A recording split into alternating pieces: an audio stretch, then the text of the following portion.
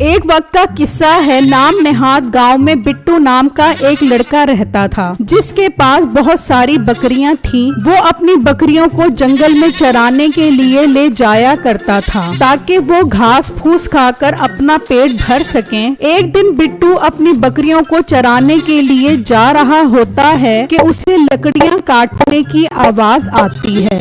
यार, ये जंगल में कौन लकड़ियां काट रहा है? मुझे जाकर देखना चाहिए। बिट्टू उस आवाज की सिमत में आगे बढ़ता है तो देखता है कि बिट्टू का एक बहुत पुराना दोस्त मीठा वहाँ लकड़ियाँ काट रहा होता है। अरे मीठे भाई, ये क्या? ये आप लकड़ियाँ क्यों काट रहे हो? अरे बिट्टू, लकड़ियाँ नहीं काटूंगा तो खाऊंगा कहाँ से? मैं लकड़ियाँ काट कर इन्हें बाजार में बेचता हूँ और घर का दाना पानी चलाता हूँ। हाँ मीठे भाई, इंसान को मेहनत करके रोजी कमानी चाहिए। ये देखो मेरे पास कितनी सारी बकरियां हैं। मैं इन्हें जंगल से घास फूस खिलाता हूँ और फिर इनका दूध निकाल कर बेचता भी हूँ और खुद भी पीता हूँ। वाह बिट्टू, तुमने तो बहुत तरक्की कर ली है। मगर तुम्हारे पास ये बकरियां आई कहाँ से? तुम तो बहुत गरीब थे। मीठे भाई, मुझे ये सारी बकरियां मेरे ससुर ने जहेज में दी हैं। मेरा ससुर बहुत अच्छा है। ये सुनते ही मीठा सोचने लगता है, अरे वाह, लोगों की किस्मत देखो, इन्हें जहेज में बकरियां मिल रही हैं और एक मेरा ससुर है जिसने जहेज में मुझे सिर्फ एक लोटा दिया है, और वो भी ये कह कर के जब हमें जरूरत पड़ेगी इसे वापस लौटा देना। अच्छा मीठे भाई, मुझे देर हो रही है, मैं अब चलता हूँ। ये कहकर बिट्टू वहाँ से चला जाता है और मीठा लकड़ियाँ उठाकर गुस्से में घर वापस आ जाता है। अरे क्या हुआ मीठे, तेरा मुंह क्यों इतना सूजा हुआ है? बेगम, आज जंगल में मुझे मेरा पुराना दोस्त मिला। मैं तो देखकर हैरान रह गया कि उसके पास बहुत सारी बकरियां थी जो उसे उसके ससुर ने जहेज में दी थी, और मुझे जहेज में क्या मिला? मीठे, तेरे ससुर ने तुझे जहेज में लोटा तो दिए, अब क्या वो तुझे खोता भी दे देता? प्लास्टिक का लोटा देकर उसने मेरे पर कोई एहसान नहीं किया, और देखा जाए तो उसने लोटा ठीक ही दिया है। तुझे देखकर तो अच्छे अच्छे को मोशन लग जाए। मीठे, तेरे मुझे ताड़े देने की जरूरत नहीं है। इतना शौक चढ़ रहा है तो अपने ससुर के पास जाओ और उससे बकरियां ले ले। अरे बेगम, बात तो तूने बिल्कुल ठीक की है। मैं जाता हूँ और उससे बकरियां मांगता हूँ। मीठा घर से निकलता है और अपने ससुर के पास आ जाता है और उनसे बकरियों का मुतालबा करता है। मीठे, तू पागल तो नहीं हो गया? तुझे मैंने जहेज में लोटा तो दिया था, अब बकरियां देने की मेरी सकत नहीं है। ससुर जी, लोग तो अपने दामादों को पैसों में तोल देते हैं, लेकिन तूने तो मुझे रोल दिया है। मैं बकरियां लिए बगैर यहाँ से नहीं जाने वाला। मीठे, मेरे पास बकरियां तो नहीं है। हाँ, एक खोता है, अगर वो लेना है तो ले जा।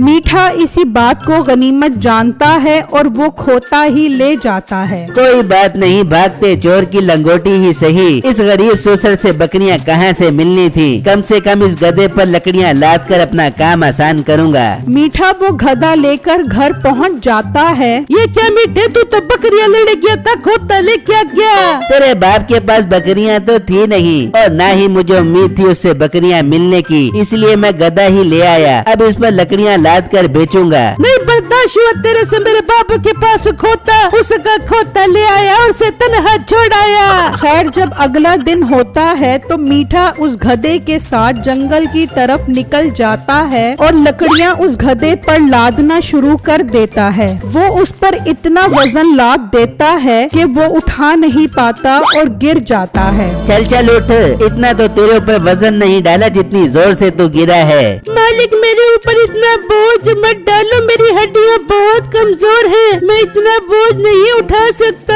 बहुत तेरे जिस्म पर चर्बी चढ़ गई है। चल चल, लकड़ियाँ बाजार भी पहुँचानी है। मीठा उस गधे को लेकर चला जाता है तो रास्ते में बिट्टू की नजर उस पर पड़ती है। यार, ये मीठा भाई कितना जालिम है। कैसे इस मासूम जानवर पर इतना बोझ डाला हुआ है? जानवरों पर इस तरह जुल्म नहीं करना चाहिए। खैर, शाम में मीठा लकड़ियां बेचकर घर आ जाता है और उस गधे को बांधकर अंदर चला जाता है। मालिक, कुछ खाने पीने को दे दो, सारा दिन काम करवाते हो, बहुत भूख लग रही है मालिक। मालिक। मीठे ने उसे खाने पीने को कुछ भी नहीं दिया और वो गधा भूख की वजह से बेहोश हो जाता है। फिर जब अगला दिन निकलता है तो मीठा उसके पास आता है। देखो देखो कैसे मजे से सो रहा है ये गधा। वहाँ जंगल से लकड़ियाँ काटने जाना है और इस नवाब की नींद ही पूरी नहीं हो रही। मीठा उसे जोर जोर से डंडे मारता है। चल उठ मनहूस गधे, चल जंगल से लकड़ियाँ काटनी है।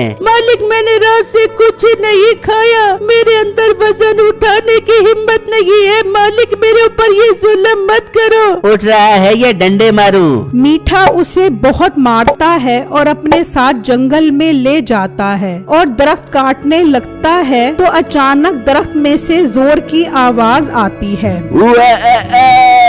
मुझे मत मारो, मुझे बहुत दर्द हो रहा है, मुझे मत मारो। मीठा ये आवाज सुनकर डर जाता है तो अचानक वहाँ एक जिन नमूदार होता है। कौन हो तुम? मैं इस दरख्त का जिन हूँ। तुम इस पर कुल्हाड़ी चला रहे थे तो मुझे बहुत दर्द हो रहा था। तुम इस दरख्त पर कुल्हाड़ी मत चलाओ। मैं अगर इस दरख्त पर कुल्हाड़ी नहीं चलाऊंगा तो खाऊंगा कहाँ से? मैं तो दरख्त पर कुल्हाड़ी चलाऊंगा। नहीं तुम ऐसा मत करो। अगर तुम इस दरख्त को नहीं काटोगे तो मैं तुम्हारी 3 ख्वाहिशें पूरी करूंगा। मीठा ये सुनकर खुश हो जाता है। अरे वाह जिन बाबू, ये हुई ना बात। अब मैं कुछ नहीं कहूँगा, बस मेरी 3 ख्वाहिशें जल्दी से पूरी कर दो। ठीक है बताओ तुम्हारी पहली ख्वाहिश क्या है? जिन बाबू मेरा पूरा घर सोने का बना दो, ये मेरी पहली ख्वाहिश है। ठीक है तुम्हारी पहली ख्वाहिश पूरी हुई। जब तुम घर जाओगे तो तुम्हारा घर सोने का बन चुका होगा।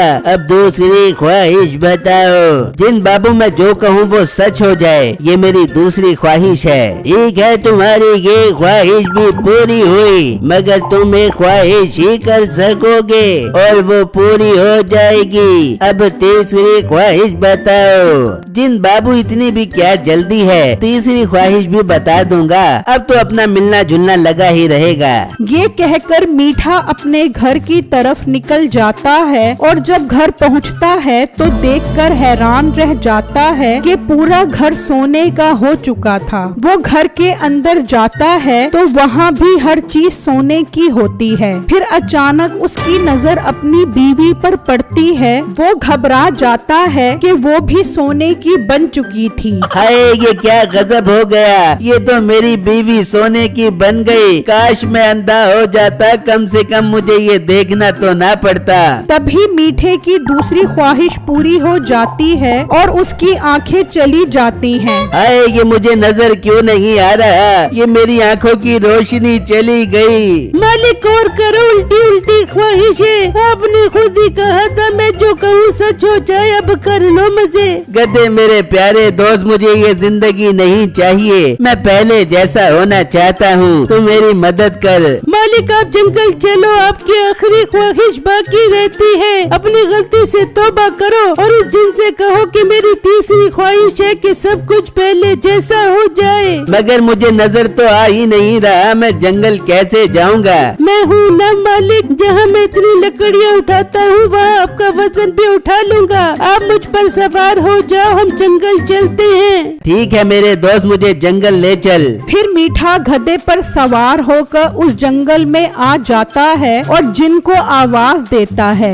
जिन बाबू कहाँ हो, जल्दी आओ और मेरी तीसरी ख्वाहिश पूरी करो। तभी जिन वहाँ आ जाता है। बताओ तुम्हारी तीसरी ख्वाहिश क्या है और ये तुम्हारी आंखों को क्या हो गया है? मीठा उसे सारी बात बताता है, जिसे सुनकर जिन कहता है इसमें मेरा कोई कसूर नहीं है, ये तुम्हारी ख्वाहिश थी इसलिए पूरी हो गई। जिन बाबू मुझे ऐसा कुछ नहीं चाहिए, आंखें हैं तो सब कुछ है। जब मैं देख ही नहीं सकूंगा तो मैंने सोने चांदी का क्या करना। मेरी तीसरी ख्वाहिश है कि मेरी आंखें वापस आ जाएं और सब कुछ पहले जैसा हो जाए। ठीक है तुम्हारी ये ख्वाहिश पूरी हुई। फिर अचानक मीठे की आंखें वापस आ जाती हैं। मीठा बहुत खुश हो जाता है और वापस घर आ जाता है तो देखता है कि उसका घर पहले जैसा हो चुका था और उसकी बीवी भी सही सलामत खड़ी थी।